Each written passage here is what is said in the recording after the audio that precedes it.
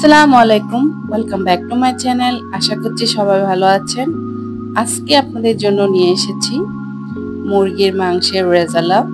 এটি আমি আজকে আপনাদেরকে ঘরোয়া কিছু স্বল্প মশলায় এই রেসিপিটি করে দেখাবো। আশা করছি আপনাদের ভালো লাগবে। এর আগে যদি আপনি আমার চ্যানেলে নতুন হয়ে থাকেন তাহলে আমার চ্যানেলটা প্লিজ সাবস্ক্রাইব করবেন আর পাশে থাকা বেল আইকনটি অন করে দিবেন। আর যদি ভিডিওটা ভালো লেগে যায় তাহলে লাইক কমেন্ট শেয়ার করবেন। তো চলুন কথা না বাড়িয়ে মূল আয়োজনে যাই।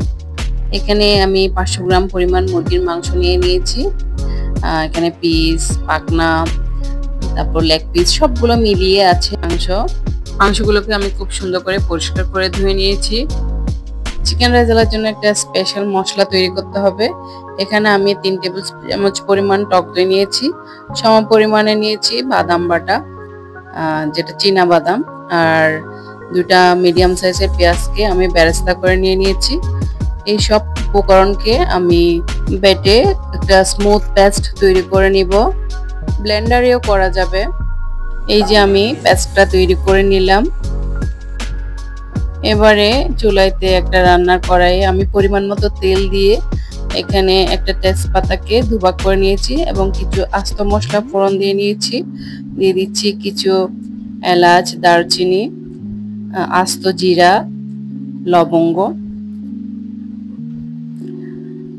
গরম মশলাগুলোকে ফোড়ন দেওয়ার পর আমি এখানে দিয়ে দিচ্ছি 1/4 কাপ পেঁয়াজ কুচি, দিয়ে দিচ্ছি স্বাদ মতো লবণ। এবারে পেঁয়াজগুলোকে তেলের সাথে খুব ভালোভাবে নেড়ে নিচ্ছি। এবারে দিয়ে দিচ্ছি 1 টেবিল চামচ আদা বাটা এবং 1 টেবিল চামচ রসুন বাটা। দিয়ে আবারও আদা রসুনগুলোকে খুব ভালোভাবে পেঁয়াজের সাথে নেড়ে নিচ্ছি যাতে কাঁচা গন্ধটা চলে যায়। কিছুক্ষণ নেড়ে নেওয়ার পর এবারে আমি মুরগির পিসগুলোকে দিয়ে দিয়েছি। দিয়ে খুব ভালোভাবে আদা রসুন পেঁয়াজের সাথে ভালোভাবে নেড়ে নিচ্ছি। এবারে অ্যাড করব শুকনা মশলা। দিয়ে দিচ্ছি 1 টেবিল চামচ লাল মরিচ গুঁড়া, 1 টেবিল চামচ ধনিয়ার গুঁড়া, 1/2 টেবিল চামচ জিরার গুঁড়া।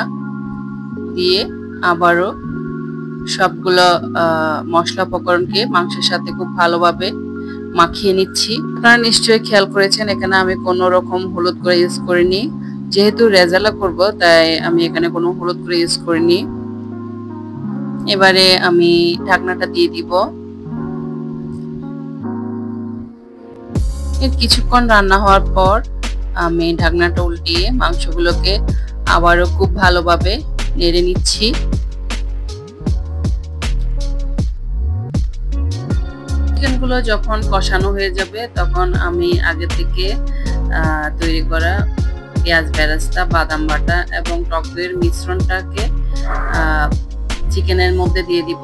দিয়ে খুব ভালোভাবে নেড়ে নিব।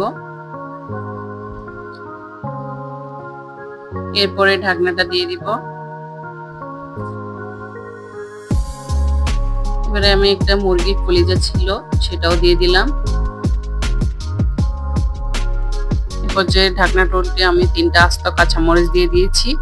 এবার ঝোলের পানিটা অ্যাড করব। আমি 1 কাপ মতো পানি দিয়েছি মাংসগুলো সিদ্ধ হওয়ার জন্য। যেহেতু মুরগির মাংস সিদ্ধ হতে খুব বেশি একটা সময় লাগে না। ঝোলটা অ্যাড করার পর মিডিয়াম আঁচে আমি 10 মিনিট মতো রান্না করে চুলা থেকে নামিয়ে নিয়েছি। এটি আমি আজকে খিচুড়ির সাথে সার্ভ করব। দেখুন আমার মুরগির রেজালা দেখতে কতটা লোভনীয় হয়েছে, খেতেও কিন্তু অসম্ভব মজাদার। আপনারা চাইলে বাসায় একবার ট্রাই করতে পারেন। আশা করছি আমার আজকের রেসিপিটা আপনাদের ভালো লেগেছে। যদি ভালো লেগে থাকে তাহলে কমেন্ট বক্সে আমাকে জানাতে ভুলবেন না। তো এই চিকেন রেজালাটা আমি সার্ভ করেছি গরম গরম খিচুড়ির সাথে। খেতে কিন্তু অসম্ভব মজা হয়েছিল। আজকে এ পর্যন্তই। দেখা হবে অন্য আরেকদিন অন্য কোনো নতুন রেসিপির সাথে। ততক্ষণ পর্যন্ত ভালো থাকবেন, সুস্থ থাকবেন। আল্লাহ হাফেজ।